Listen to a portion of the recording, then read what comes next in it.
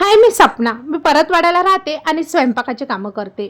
आज सकाळपासून दीदीच्या मागच लागली होती. तुलाच आज देवपूजा करायची आहे. तिला सगळे कामं करायचा कंटाळा येत नाही, पण देवपूजा करायचा खूप कंटाळा येतो. आज शेवटी जिद्द केली आणि बघा तिने किती छान देवपूजा केली. घर किती प्रसन्न वाटतंय ना. काल मी शेवळ्या करायला टाकल्या होत्या 3 किलो. या कणिक आणि रवा मिक्स करून केलेल्या शेवळ्या आहेत.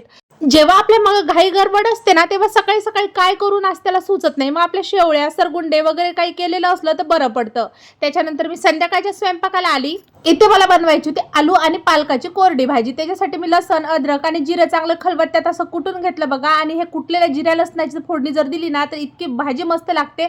आणि आता शाळा सुरू होणार आहे, त्याच्यामुळे ज्यांना कुणालाही मुलांना पालक भाजी खाऊ घालायची असेल तर ह्या पद्धतीने भाजी बनवा. मुलं बोटं चाटून खातील बघा. त्याच्यानंतर मी दाल फ्राय बनवली आणि 2 पराठे आणि बाकी 4 पोळ्या बनवल्या. असं करता करता संध्याकाळचा माझा एका घरचा पूर्ण स्वयंपाक झाला.